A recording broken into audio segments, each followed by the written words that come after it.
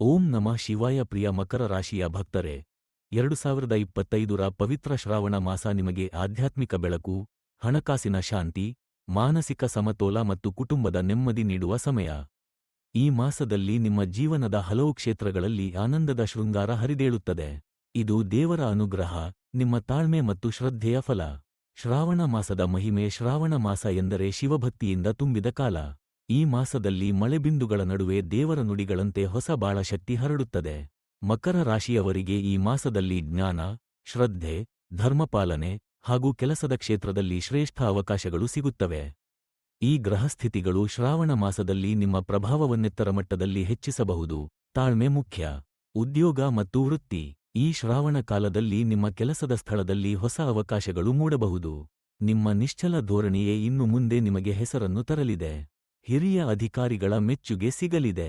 ದೀರ್ಘಕಾಲದ ಬೇಡಿಕೆ ಈಡೇರಬಹುದು. ಸರ್ಕಾರಿ ಕೆಲಸದಲ್ಲಿ ಆಸಕ್ತರಿಗಿದು ಶುಭ ಸಮಯ. ಆಗಸ್ಟ್ 4ರಿಂದ 12.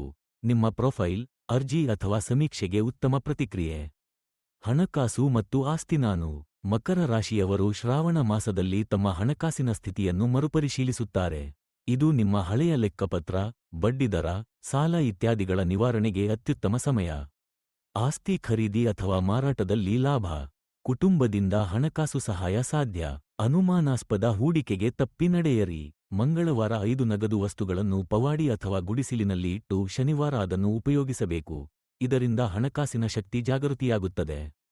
ಪ್ರೇಮ ಮತ್ತು ವೈವಾಹಿಕ ಸಂಬಂಧ. ಮಕರ ರಾಶಿಯವರಿಗೆ ಈ ಶ್ರಾವಣ ಮಾಸವು ಪ್ರೀತಿಯಲ್ಲಿ ನಂಬಿಕೆ, ಸಂವಹನ ಮತ್ತು ಆಳವಾದ ಅರ್ಥಪೂರ್ಣ ಸಂಬಂಧಗಳ ಕಾಲ. ಸಂಗಾತಿಯೊಂದಿಗೆ ಭಾವನಾತ್ಮಕ ಸಂಬಂಧಗಳು ಗಾಢವಾಗುತ್ತವೆ. ಗೊಂದಲಗಳ ನಡುವೆಯೂ ಶಾಂತಿಯ ದಾರಿ ಸಿಗುತ್ತದೆ. ಒಬ್ಬರ ಮೇಲೆ ಇಡಬೇಕಾದ ನಂಬಿಕೆ ಪ್ರೀತಿಗೆ ಹೊಸ ಆಯಾಮ ನೀಡುತ್ತದೆ.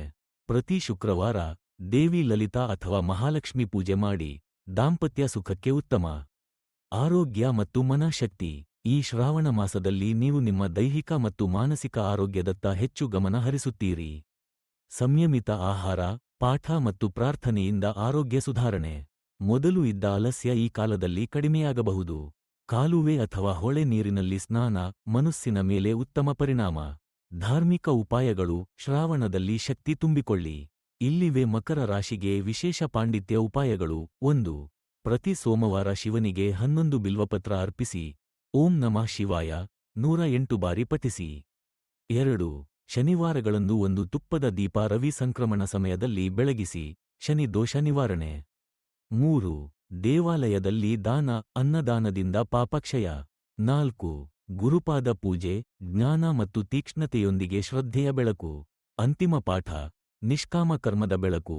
ಮಕರ ರಾಶಿಯವರು, ಈ ಶ್ರಾವಣ ಮಾಸ ನಿಮ್ಮ ಆತ್ಮವನ್ನು ತಾಜಾ ಮಾಡುವ ಸಮಯ. ನಿಮ್ಮ ಪರಿಶ್ರಮ, ನಿಮ್ಮ ತಾಳ್ಮೆ ಮತ್ತು ನಿಮ್ಮ ಭಕ್ತಿಗೆ ಈಗ ದೇವರ ನಗುವು ಲಭ್ಯ. ಈ ಮಾಸದಲ್ಲಿ ನೀವು ಧಾರ್ಮಿಕ ಜೀವನದೊಂದಿಗೆ ಜವಾಬ್ದಾರಿಯ ಜೀವನವನ್ನು ಸಮತೋಲನದಲ್ಲಿಡಬಹುದಾದ ಶ್ರೀಮಂತ ಶಕ್ತಿಯನ್ನು ಹೊಂದಿದ್ದೀರಿ. ಓಂ ನಮಃ ಶಿವಾಯ. ನಮಸ್ಕಾರ. ಶ್ರಾವಣ ಮಾಸದ ಪವಿತ್ರತೆಯೊಂದಿಗೆ ಮಕರ ರಾಶಿಗೆ ಸಂಪೂರ್ಣ ಶುಭಾಶಯಗಳು. ದಯವಿಟ್ಟು ಇದನ್ನು ಶೇರ್ ಮಾಡಿ, ಧ್ವನಿಯಲ್ಲಿ ಓದಿ ಮತ್ತು ದೇವರ ಕೃಪೆ ಪಾಲಾಗಲಿ.